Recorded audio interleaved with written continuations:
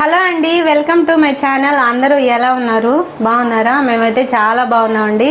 మీరు కూడా బాగుండాలని మనస్ఫూర్తిగా కోరుకుంటున్నాను.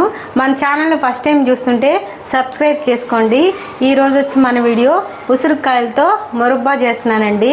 బెల్లం అయినా వేసుకోవచ్చు, చక్కెర అయినా వేసుకోవచ్చు. నేనైతే బెల్లంతో చేస్తున్నాను. చాలా బాగుంటుందండి. హెల్తీ కూడా. రోజు ఒక్కటి కానీ తింటే ఆరోగ్యానికి చాలా మంచిది. అది ఎలా చేయాలి అనేది చూద్దాం రండి. ఇదిగోండి, నేనైతే 1 కేజీ తీసుకున్నానండి ఉసిరికాయలు. ఇవి శుభ్రంగా కడిగేసి తుడిచేసాము. వీటిని ఆవిరి మీద ఉడకబెట్టాలి. నేను ఇప్పుడైతే ఆవిరి మీద ఉడకబెడతాను. ఇదిగోండి, ఈ చిల్లీల గిన్నె తీసుకోవాలి. దీంట్లో అయితే వాటర్ పోస్తున్నాను. ఇడ్లీ పాత్ర ఇది. ఇడ్లీ గిన్నెలో వాటర్ పోసేస్తున్నాను. ఇప్పుడైతే దీన్ని పెట్టేసుకుంటున్నాను. చిల్లీల గిన్నె ఇవన్నీ దీంట్లో పెట్టేసుకుందాం. కాయలన్నీ ఆవిరికే ఉడకబెట్టుకోవాలి. ఇవ్వండి, నేనే స్టవ్ ఆన్ చేసేసాను. ఇప్పుడు మనం మూత పెట్టుకుందాము.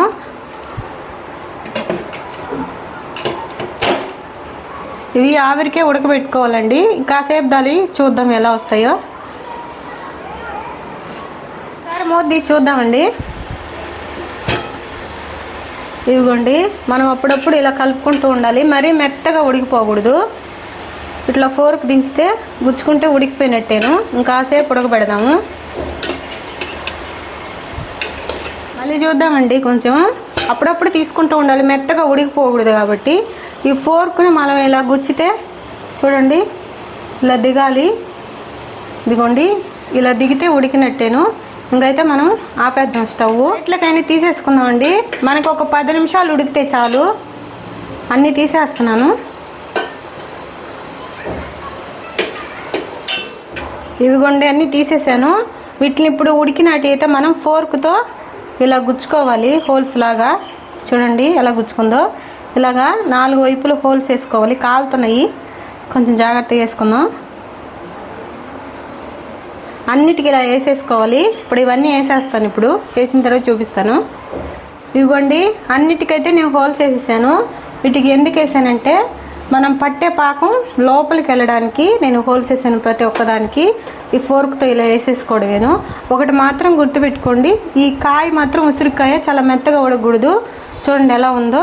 మనం ఇలా గుచ్చినప్పుడు మళ్ళీ చెప్తున్నాను, ఇలా గుచ్చుకుంటే చాలండి. మెత్తగా ఉడకకుండా మీడియం సైజులో ఉడికితే చాలు. ఇప్పుడైతే మనం పాకం పట్టుకుందాము. మనం చక్కెర అయినా పట్టుకోవచ్చు, బెల్లమైనా పట్టుకోవచ్చు. మనం కేజీ ఉసిరికాయలు తీసుకుంటే కేజీ చక్కెర అయినా కేజీ బెల్లమైనా ఏదైనా ఒకటి తీసుకోవచ్చు. నేనైతే బెల్లం తీసుకున్నాను, చక్కెర కాకుండా. మీకు ఏది నచ్చితే అది తీసుకోవచ్చు. ఇప్పుడు దీన్ని మెత్తగా దంచేద్దాము.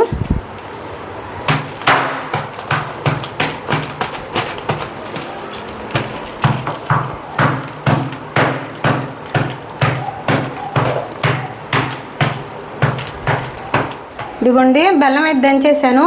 1 గ్లాస్ నిండా మాత్రం వాటర్ పోస్తున్నాను నేను. దీన్ని బాగా కొంచెం కరగనిచ్చి వడకట్టుకుందాం. బెల్లంలో ఇసుకుంటుంది కదా, అందువల్ల కొంత కరగబెడదామండి. పాకం రాకముందే వడకట్టేద్దాం. ఇదిగోండి, మన బెల్లం అంతా కరిగిపోయింది. ఇప్పుడు మనం పాకం పడకముందే దీన్ని వడకట్టేసుకుందాం. దీంట్లో ఇసుకుంటుంది కాబట్టి.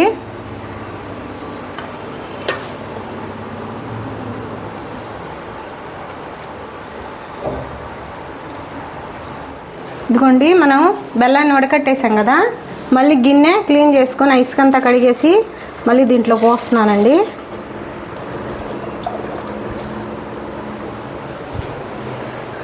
మనకి బెల్లం పాకం రాకముందే మనం ఉసిరికాయలు కూడా వేసేసుకోవాలండి. వేసేద్దాం ఉసిరికాయలని.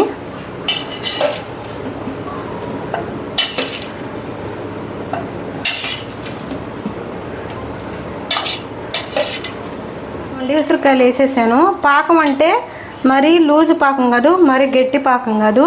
ఇప్పుడు ఈ పాకం వచ్చేటప్పుడు కూడా ఎలా వచ్చేద్దో పాకం చూపిస్తానండి నేను.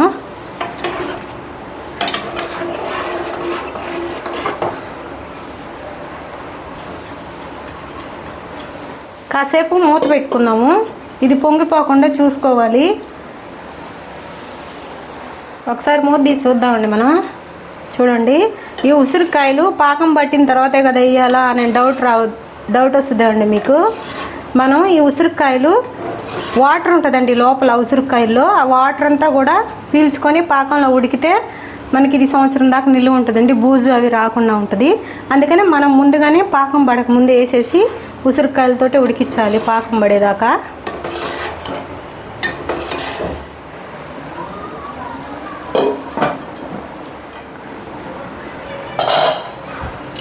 మనమైతే ఒక నిమ్మకాయ పిండుకుందామండి.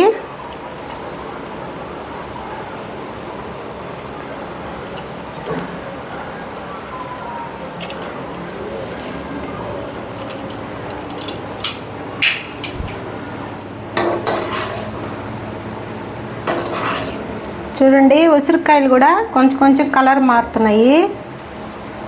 ఇది ఇంకా రావాలి, బాగా పాకం రావాలి. మరి గట్టి పాకం కాదు, లేపాకం కాదు, కొంచెం ఇలా అంటే తీగ చిక్కగా ఇట్లా రావాలి. అప్పుడు పాకం వచ్చినట్టు. మనం చక్కెర అయినా వేసుకోవచ్చు, కానీ చక్కెర కేజీకి కేజీ చక్కెర పడుతుంది. కేజీకి ఏదైనా కేజీకి కేజీ పడుతుంది కాబట్టి చక్కెర వేస్తే మనం ఇంత చక్కెర తిన్నామా అనే ఫీలింగ్ వస్తూ ఉంటుంది అప్పుడప్పుడు.